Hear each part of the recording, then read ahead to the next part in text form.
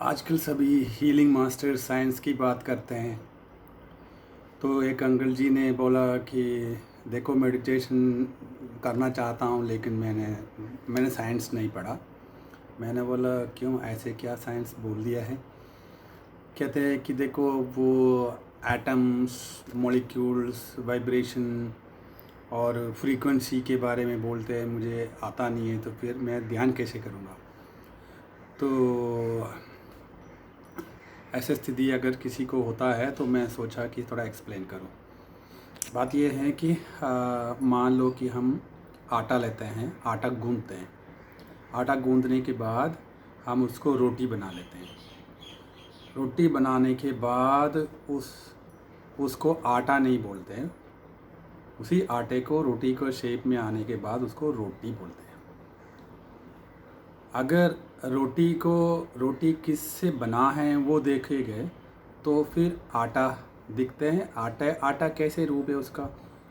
वो पाउडर का रूप होता है। बहुत डस्ट, छोटे छोटे छोटे छोटे पार्टिकल्स होता है। अगर यही सिस्टम हम उसमें अप्लाई करें, पूरा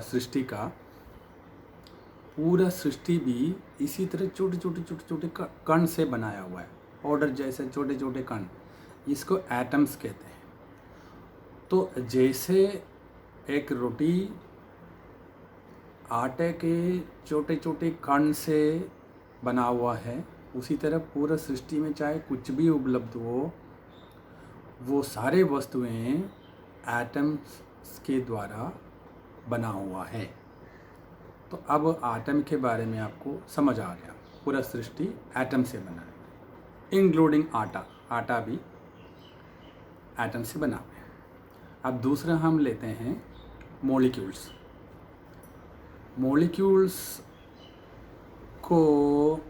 मॉलिक्यूल्स कैसे बनते हैं? वो है दो एटम या दो से ज़्यादा एटम्स एकजुट होकर एक बॉन्डेज बनकर तो एक साथ रहने का प्रक्रिया, एक साथ रहता है। उस बॉन्डेज को कहते हैं मॉलिक्यूल्स।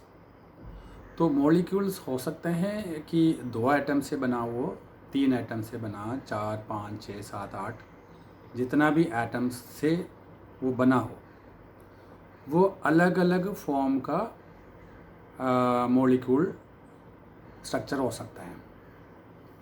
इसी तरह अलग अलग वस्तु का मॉलिक्यूल स्ट्रक्चर, मॉलिक्यूल कॉम्बिनेशन अलग अलग हो सकते हैं। जैसे कि पानी का मॉलिक्यूलर स्ट्रक्चर आयरन का मॉलिक्यूलर स्ट्रक्चर से बिल्कुल अलग होगा।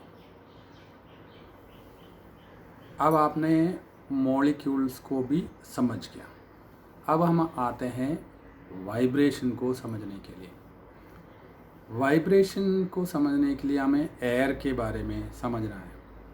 एयर में भी एटम्स रहता है, लेकिन एयर अपने आप मूव नहीं होता है। जैसे कि एक बंद कमरे के अंदर कोई मूवमेंट नहीं होता एयर का। आप अगर उसमें एक दिया जला के देखोगे, एकदम स्टिल दिखेगा।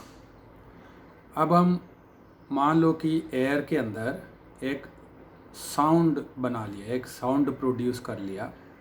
तो वो साउंड प्रोड्यूस करने का प्रोसेस के अंदर एयर में एक फोर्स डालता है, एक धक्का एयर के अंदर डालता है। जैसे एयर के अंदर धक्का आ जाएगा, एयर में विद्यमान मॉलिक्यूल्स को धक्का मिल जाता है।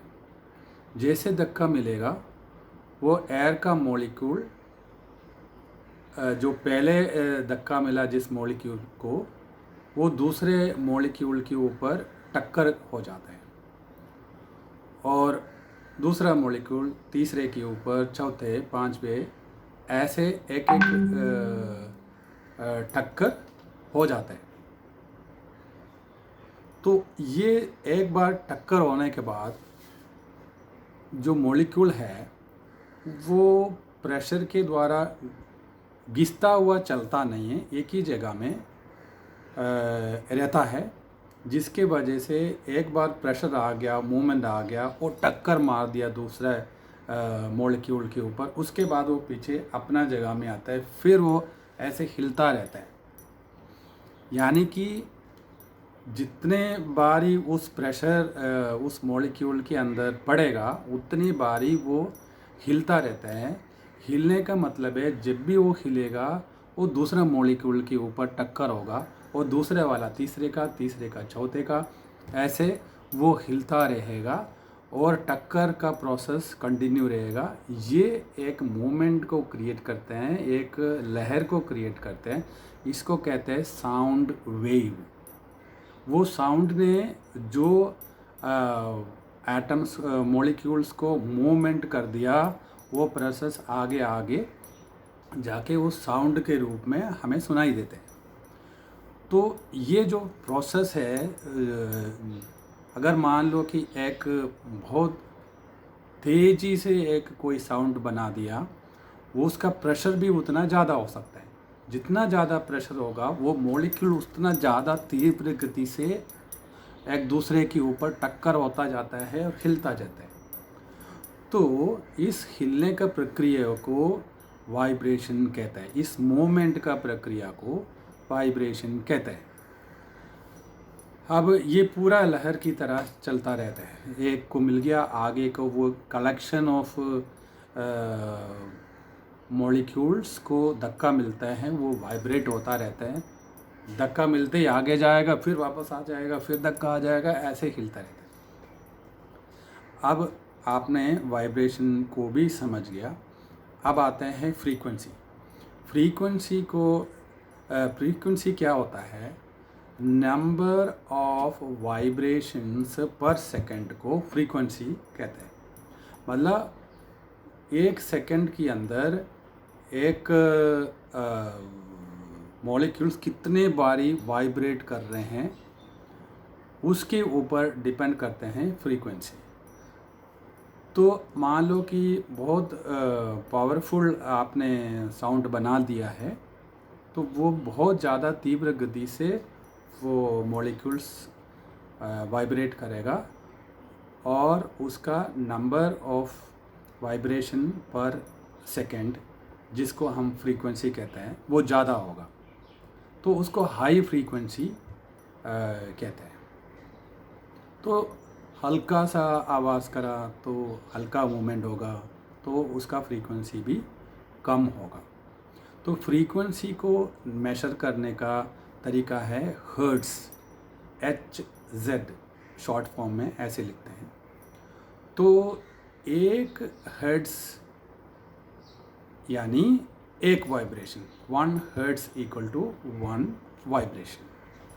तो अगर इस तरह हम वाइब्रेशनल फ्रीक्वेंसी को नापते हैं। अगर ज़्यादा फ्रीक्वेंसी है तो ज़्यादा वाइब्रेशन है तो ज़्यादा फ्रीक्वेंसी, इस तरह का।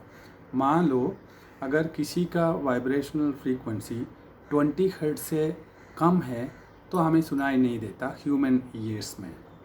तो इस साउंड के बारे में हम एक और वीडियो बना देंगे डिटेल में। अभी ये 4 चीज़ें हमने एक्सप्लेन किया है, एटम और मॉलिक्यूल्स और वाइब्रेशन और फ्रीक्वेंसी। ये 4 चीज़ें अगर हमारा समझ में आता है तो हीलिंग के दौरान ये आपको हेल्प करेगा।